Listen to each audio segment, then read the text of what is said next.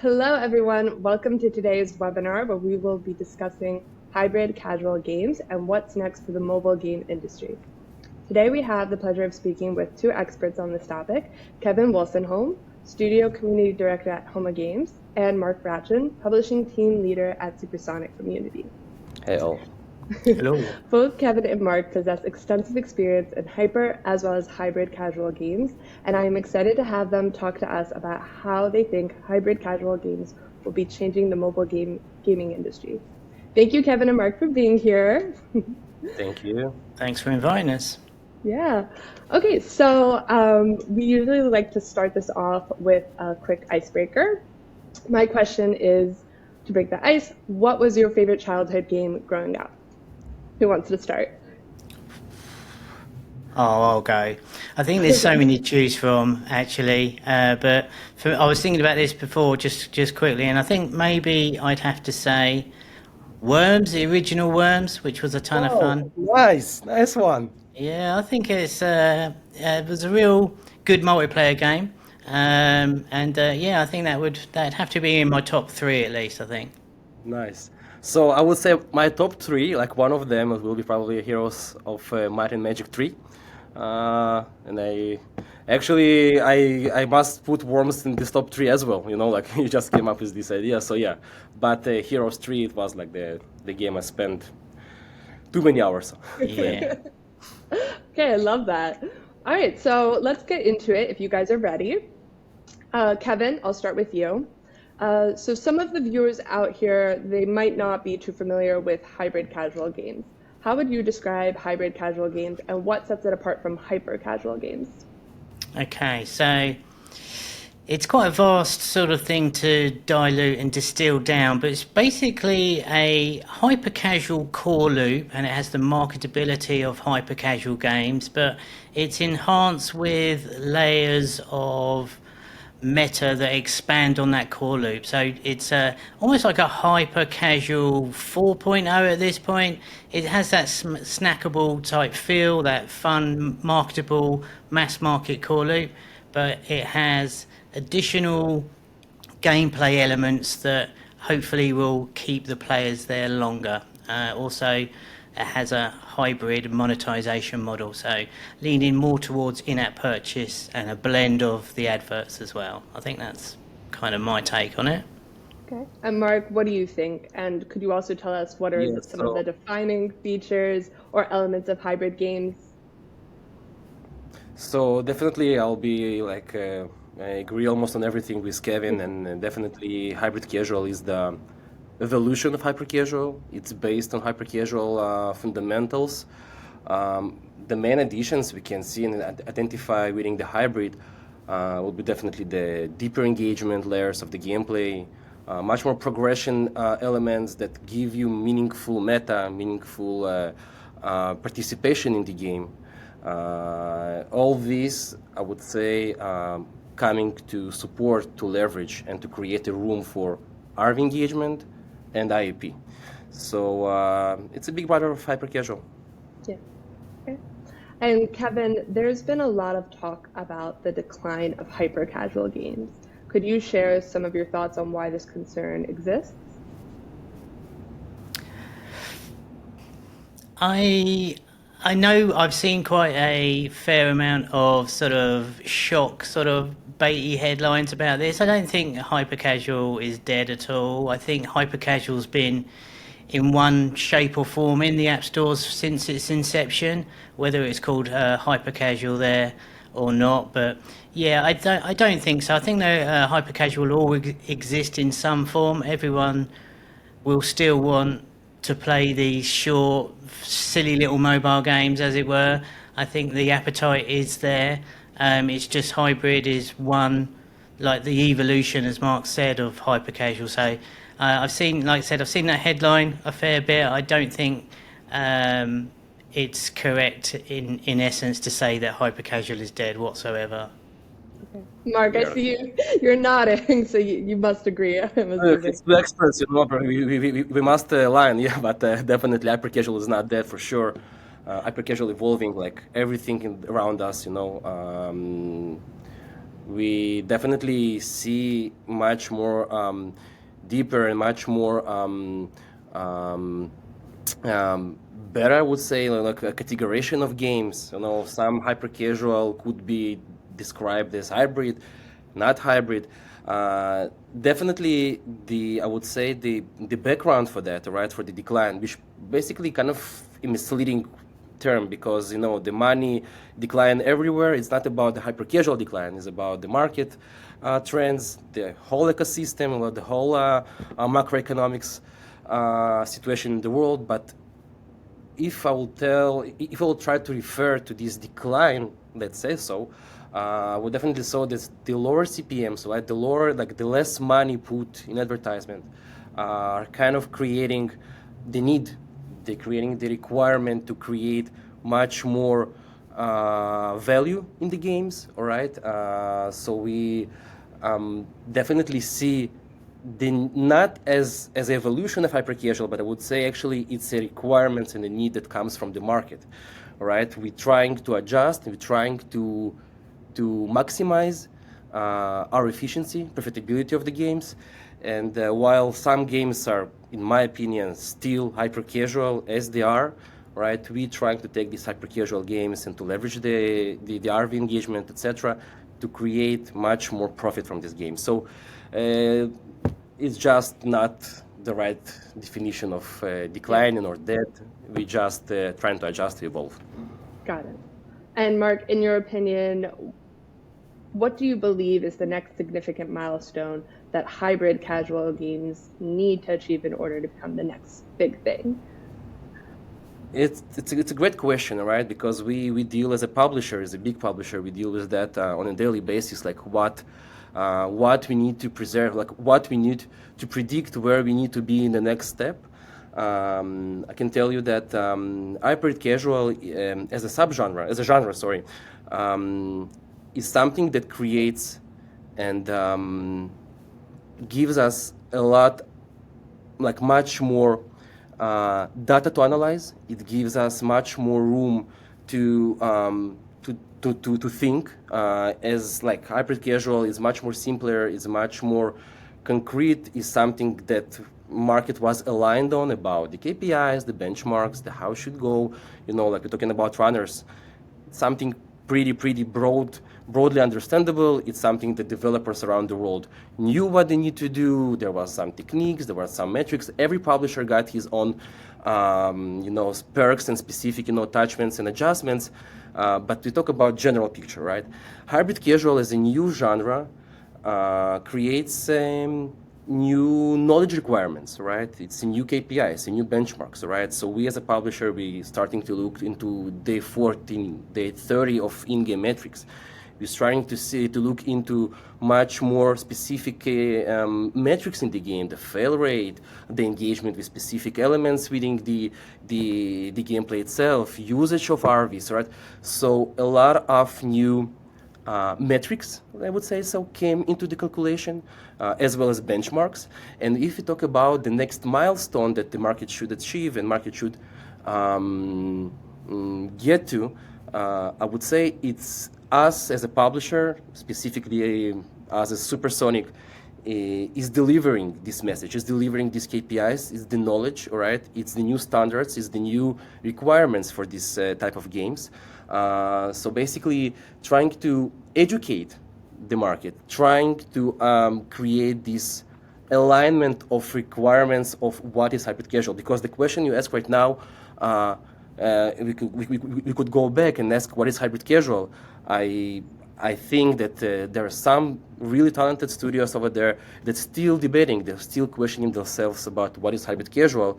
And our goal and the next milestone for us as a publisher and us as an industry will be kind of creating like a aligned and pretty broad understanding of this subgenre, its KPIs and benchmarks. We as Supersonic, again, we're trying to do a lot of delivery in this subject, Super Mondays and knowledge bases and monitoring of mentoring of our studios. And it's work need to be done. Yes, it needs to be done, and this is going to be the milestone. That when we're not going to be explaining, we're going to be utilizing, we're going to be implementing and realizing this knowledge. Yeah. And Kevin, is there something that you want to add to that you think, is there something for Yeah, I mean, HOMA? I think, as Mark said, I think I'd echo most of that. And like, we're essentially doing the same thing. We're trying to educate the studios that we work with here at the HOMA Academy, certainly, of making the developers understand that there is a change and a shift here. And whilst the hyper casual had its run, and as Mark rightly said, everybody was pretty clear on the sort of, it was like, how low is your CPI, and nothing particularly.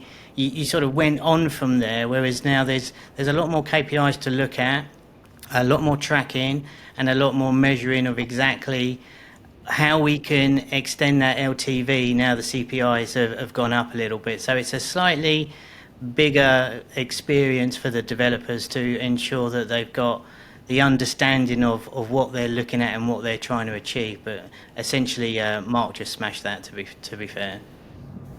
Great. Okay, and so we know with hyper casual games, player feedback doesn't really exist because the games have a short lifespan. Kevin, how crucial would you say that player feedback will be in the world of hybrid casual games? Well, I think it's a really great question.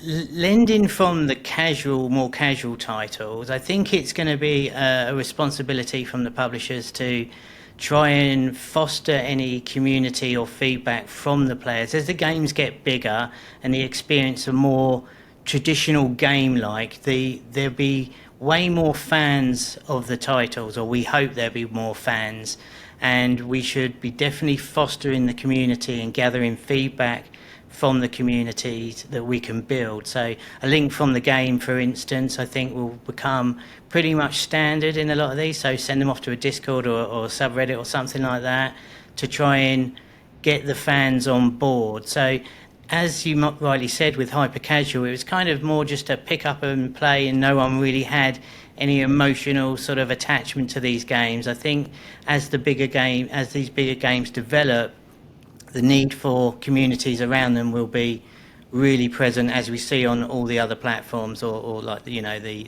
desktop platforms or Switch or something like that. That would be my take. I think we'll see more of a dedicated spot on the GUI of the game somewhere to invite people into the community. So I do think it's going to be pretty important. Yeah. Amazing. And Mark, what do you think about that? Yeah, I think like I totally agree with Kevin. Yeah, the players' feedback it was always important, right? Definitely hybrid casual games, which we look much more longer hook, much more longer retention in games metrics. We definitely want to see the players enjoying the game through much longer periods. We, as a publisher, aiming, for the live operations of the game, trying to update, improve, create new values, create new content, and we must be responsive in terms of development, in terms of live ops, to our players, to our audiences. And audience is definitely something that getting much more and more important. And if you talk about player feedback, I could define this feedback as in-game metrics, right? Like, so how the players enjoy the game, if they stay in the game, if they use the elements in the game, the specific, like upgrade style stuff, and click the buttons. So players' feedback is important on all layers. And definitely we need to be utilizing that, yes. Okay. And kind of piggybacking on this question, are there any specific challenges or considerations when it comes to managing player expectations for hybrid casual games? As we aim to create the deeper engagement of the player, trying actually to keep him enjoying the game through longer periods, at the same time we're trying to create the value for this for the monetization in the game, the same RVs, and the same IP. We definitely need to be much more aware of the game economy, progression feeling, the selling points of the game, right? So everything should be supporting the game itself. give it as an example, as a raw example, but there is no more, in hybrid casual at least, there is no way just to create, meaningless skin shop or meaningless meta. Everything should be holistically considered. Means that everything has an importance, everything has a meaning. The same meta, the same skins, if they have the meaning, right? So basically, it's having all these new aspects coming into consideration while testing, iterating, and launching the game, and they must be much more customized. So there is no like some like specific clear benchmarks, like specific template for the games, and every game requires much more customized approach, which is fun because it gives you a lot of room for your explore and realize your vision. I thought you mentioned a really great point, Mark, about really concentrating on the churn. And as we try to create better experience for the players and make bigger games, the customizable aspect, as you mentioned, I think is pretty crucial. Whereas in hyper casual, we could get away with a skin shot where you turn your blue character to maybe he then goes red and has a hat on, which was literally just a visual upgrade. Now we'll be looking into having attributes to these upgrades to make the player feel like they're getting somewhere and building up and becoming more powerful and stuff like that. So I think that's really critical to understand the difference there between the hyper and the hybrid. It's more like this progression of the player to get them invested in it and ultimately keep them for longer and spend some money in the game. Totally agree. Kevin, do you think it's possible that hybrid casual games will stretch to PC and console, or is it only for mobile gaming? And is it something that's already happening, if it is possible? Yeah, I think it's inevitable and is already happening to a certain degree. The bigger the games, the more suited they are to a desktop, or obviously the clear winner would be the Switch because it's a very close correlation to a mobile device anyway. So I think we'll start seeing many more ports over. It really will depend on the type of game. Historically, we have portrait games in mobile, which tend to suit the player better because they can play it one-handed. But obviously, the ports will be going into landscape mode, so that has its own challenges. But yeah, almost certainly, the rethinking of the monetization for going on to what will be a paid product rather than being sustained through in-app purchases or RVs or interstitials as whatever. But yes, almost certainly that will be the natural evolution, and it's something that we'll certainly be looking to do in the short term, for sure. Mark, what do you think? I would add to Kevin that I found this question interesting, and tricky in a way, because it feels like not doesn't feel it's actually true that hyper casual, the simple games actually made the transition from PC and consoles to mobiles. Before mobiles actually has been there, like, we always have like these simple games, in our PCs at home and etc. So basically, it's a kind of like two worlds that live in together. And for sure, yes, there's simplicity that could be shifted, could be translated into consoles and PCs, and yeah, this is something that the industry will explore. If I can just add real quick, because you're right, it's a super interesting question because the audiences, whilst there's a lot of similarities as well, they are very different, which I know is kind of a juxtaposition between the two. But, typically the desktop or console user is really expecting a much deeper experience, and we need to be careful that we don't just make a mobile game that works on the desktop sort of thing. So, and there will be certain challenges, and it won't suit every mobile game. But I think for the bigger hybrid games, there's definitely the opportunity is there, and it's happening already. Correct. And looking ahead, what are the potential growth opportunities and trends that you, Mark, foresee for hybrid casual games within the mobile gaming industry?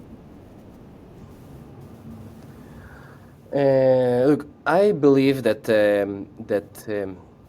the situation like the background from the hybrid, like where the hybrid casual was born from, right? It's due to the needs, the financial macroeconomics needs, and it's something that led the market to evolve, right? I think that in the future, when the crisis will stabilize and things will get to normal, hybrid casual will stay here. It's interesting niche. It's interesting subgenre.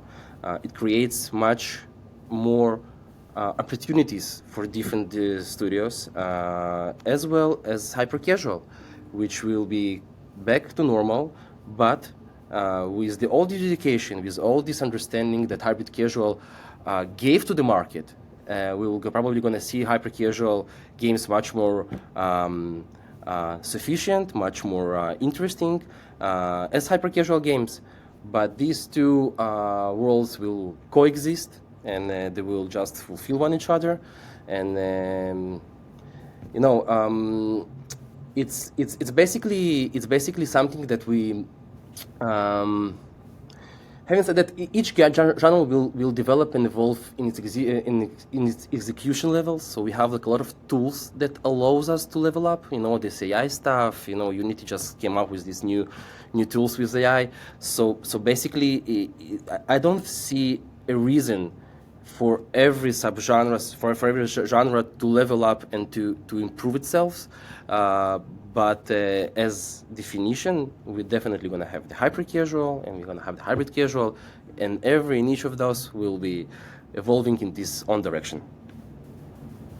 And Kevin, are there any type of potential growth or opportunities and trends that you foresee for the future? Mark's right. I think the opportunities are abundant. I think there's a ton of untapped and underserved markets. I think when we look at the casual market, there's a lot that could be sort of hyper casualized down, which would then make them a hybrid. There's loads of subgenres that haven't been explored.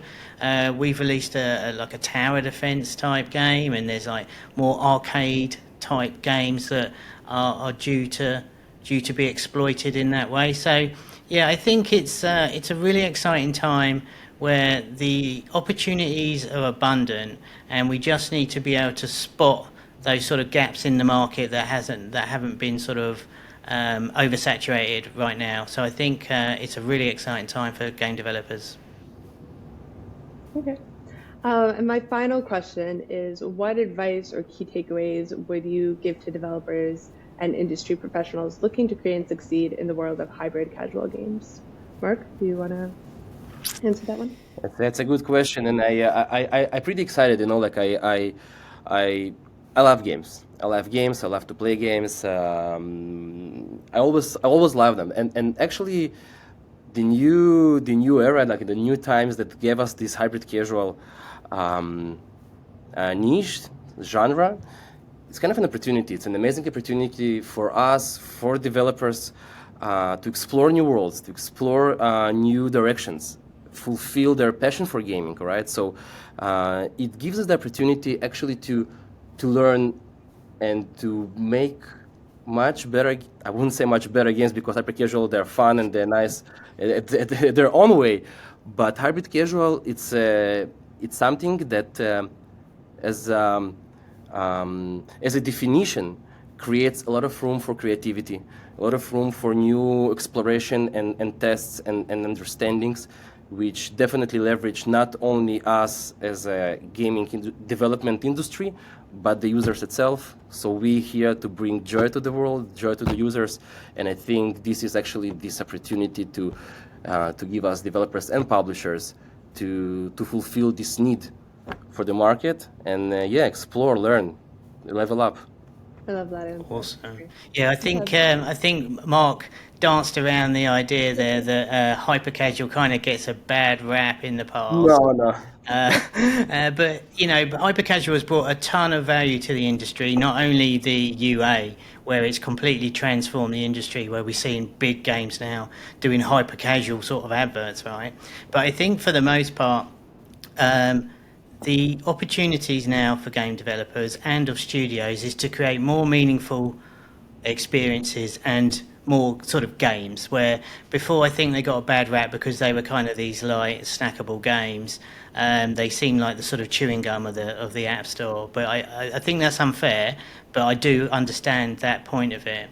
The most incredible thing right now is that this, as a game developer, you really want to build a bigger game, right? A more sort of meaningful title that you can work on for months or if not years on end. And I think this is the opportunity now that the bigger publishers are jumping on, and I think it's a really great time to lean into your expertise, would be my advice. Lean into what you know, lean into what you do best, enhance and learn new skills, but don't deviate too far from what you're really good at. Understand the scope and the vision of your game, whereas if you're going from hyper casual to hybrid, before you were just concentrating on that core loop, which is still vitally important, and that would be a key thing to retain. Just get your core loop just really great, but understand that you need to know where your game could go next, if that's where the publisher and everyone's agreed it should go to. So how can you expand on your really playable core loop, and don't stray too far outside your lane of expertise. Just double down on what you know best and see how you can adopt the sort of new strategies that we're putting out education-wise to make the next hybrid casual game, really. Great. I love both of these answers. I think it's a really great way to close. So thank you both so much for joining me today and sharing your insights on this topic. This is pre-recorded webinars, so for those who are watching, if you have any questions, you can leave them in the comments and we'll be sure to get back to you. Mark and Kevin, thank you so much. It was such a pleasure. And I hope we can do this again. In maybe a few years, we'll see what happens with hybrid games. Sure. Thank you so much. Thanks for having me. Really appreciate it. Bye-bye.